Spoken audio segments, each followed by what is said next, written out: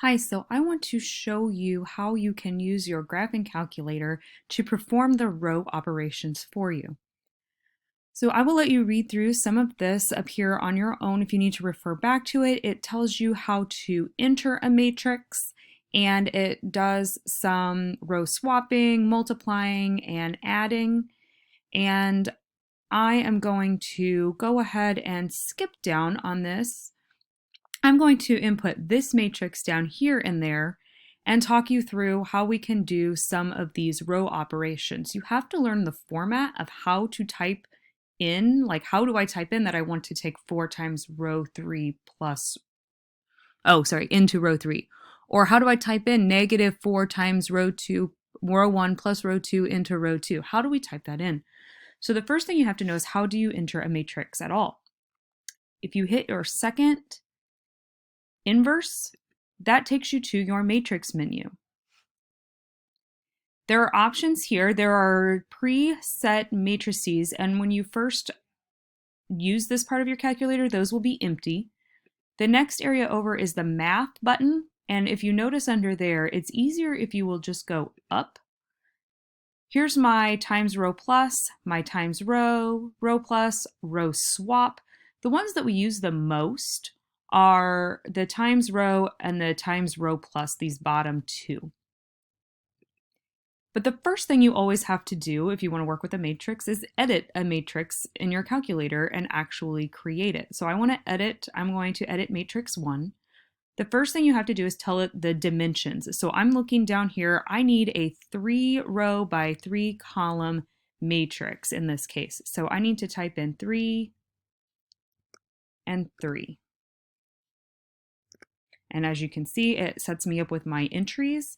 And now I'm going to put my entries in. So 1,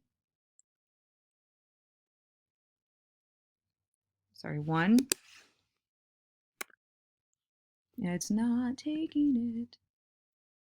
I guess I need to hit enter. I'm learning how to use my emulator as well, so please bear with me. I'm used to having an actual graphing calculator, and an emulator is a little different to try to use. So 1, 3, and 3, 1, 4, and 3, and 1, 3, and 4.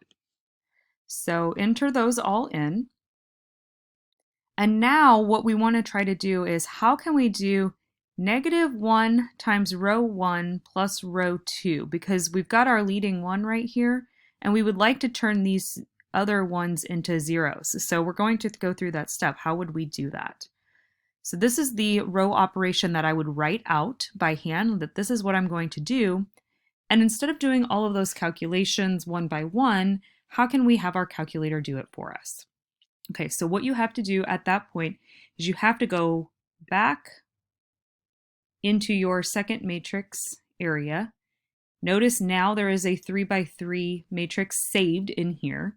So I'm going to go over to math and say, okay, I want to edit this.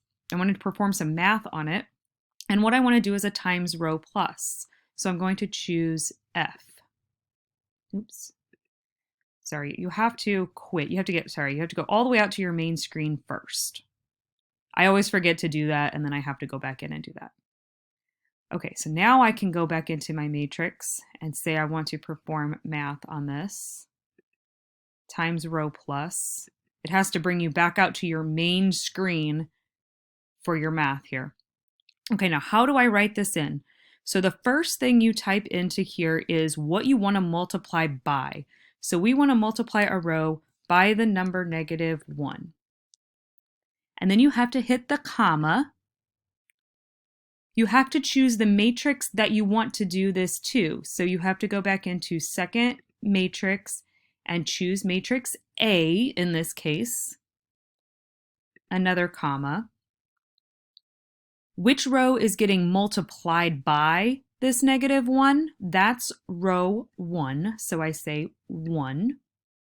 And which row is getting saved? Which row is changing?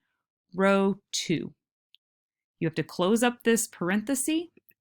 And now if you just hit enter right here, it will do that for you and it will show you the answer, but it will not save it. So what I want to do always is I want to keep a running tally. I want to continuously change this matrix. So here you want to store it back into second matrix A. That's also a part that I constantly forget how to do, or I forget to do it. I forget to store it. So if you constantly forget to do that, you're not alone. But now I can hit enter. And apparently I have messed up.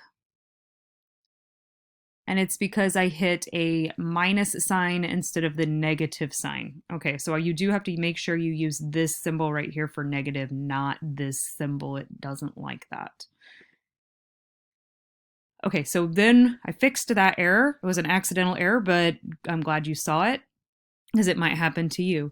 So what that did was that fixed this 0 right here. And as you can see, it gave me all of those entries in that one with using that one command. So it does take a little bit to learn how to type those in, but it can be really helpful whenever you're doing very large matrices to not spend so much time calculating every single entry one at a time. So let's go ahead and do the next one. Because I've stored this is now saved as matrix A. So anytime I refer to matrix A, it's now referring to this version of it, not the original version. So I can kind of keep a running tally of all the changes that I've made. That's why it's really important to remember to store. Okay, so if we want to change this last one right here into a 0 to complete this first column, what we'd want to do is we'd want to take -1 times row 1, add it to row 3 now. So I'm going to go ahead and go back into my second matrix area, over to math, and choose times row plus again. Okay, I actually want to perform the exact same calculation. The only difference is now I'm doing it to row 3 and I am changing row 3. Everything else stays the same. So I want to multiply by -1, not -1. It thinks of those differently. I choose second matrix. I go back in and grab matrix A. This is the matrix I want to do this to. I'm using row 1 to change row 3 this time. Close it up, choose to store back in second matrix A. You end up doing that second matrix a lot when you're doing these. Hit enter, and we've arrived now here where we've put this first column in unit column form. It did all of those calculations across here for me.